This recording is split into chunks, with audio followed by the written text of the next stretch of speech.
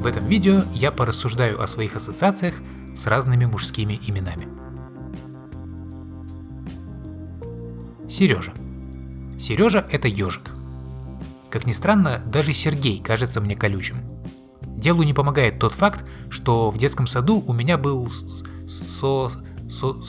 садовец Сережа, и у него были колючие стоячие волосы, и в целом мордочка была похожа на ежину. Что еще сказать о Сергее? Он предприимчив.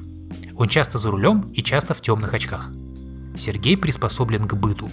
Он всегда найдет лампочку. Он знает, где лежит молоток.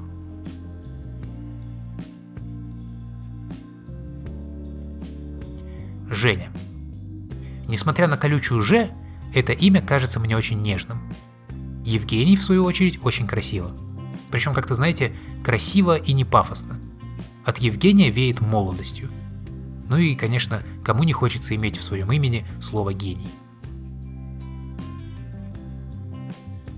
Саша. Саша – это небо, воздух и какая-то позитивность. Мне сложно представить приунывшего Сашу. Саша – это почти США. Вы можете себе представить приунывшие США? В Александре тоже чувствуется какая-то молодецкая удаль. Александр. Д'Артаньян такой. Коля. Коля – острое имя. Колюще-режущее. Коля. Коля может быть очень разный. Но каким бы он ни был, он острый. В нем есть некий эдж. То ли нос у него острый, то ли сам он довольно прямолинейный. Мне кажется, что Николай активный человек. Острота его имени все время колет его взад и заставляет двигаться. Куда-то. Игорь. Игорь.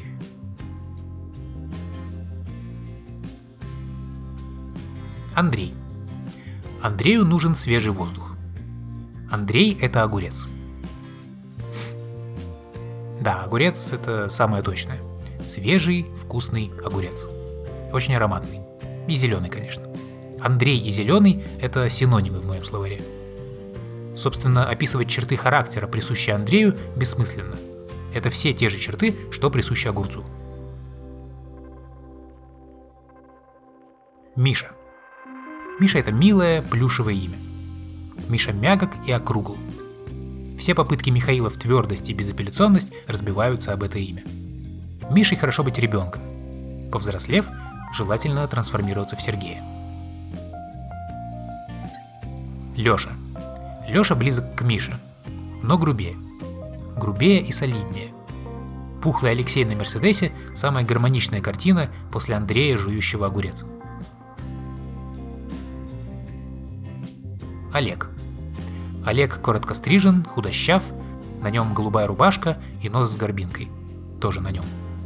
В лучшем случае Олег предприниматель, в худшем – алкоголик. Но даже алкоголик Олег в 10 раз солиднее и предприимчивее, чем любой другой алкоголик. Витя. Витям я не доверяю. Они что-то замышляют. Я не представляю простого, прямолинейного Витю. Хотя, казалось бы, имя звучит довольно мягко и просто. Витя. Но нет. Не позволяйте Вите одурачить вас. Он совсем не так прост. Я не говорю, что Витя замышляет что-то недоброе, но он определенно замышляет. Ваня. Иван. Очень странная трансформация. Обычно полное имя длиннее, а тут как будто просто буквы переставили местами. Так или иначе, мне кажется, Ивану всю жизнь приходится бороться с вызывающей простотой его имени. Родиться Иваном, как начать играть в Dark Souls нищим. У тебя нет ничего, превозмогай. Поэтому добившиеся чего-то Вани вызывают у меня уважение. При этом, даже добившись чего-то, они остаются простыми людьми. По-хорошему простыми. Вова.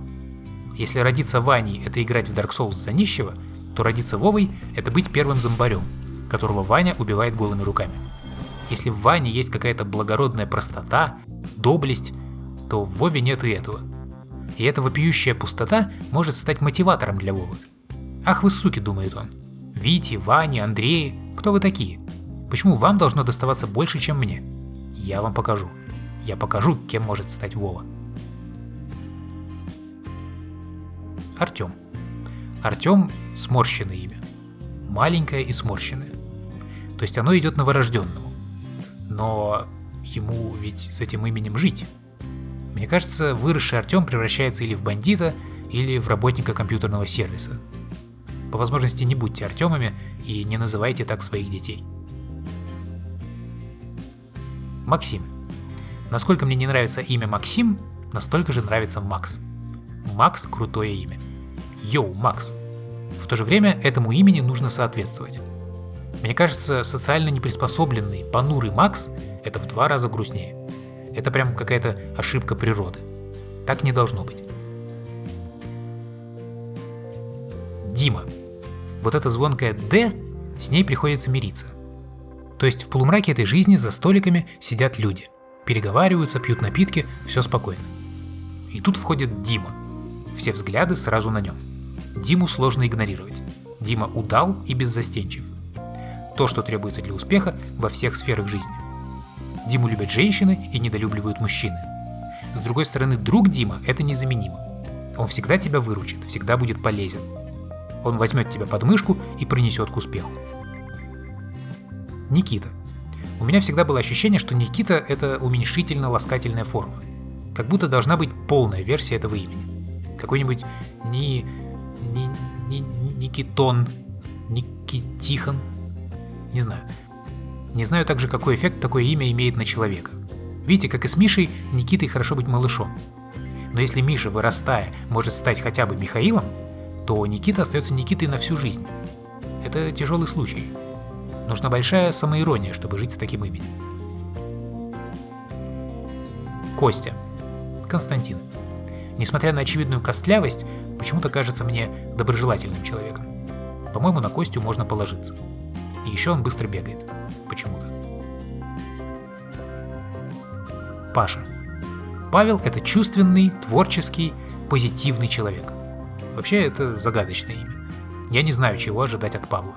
То ли он меня зарежет в пьяной драке, то ли сыграет на гитаре свою новую песню про мертвых дельфинов. Такие дела.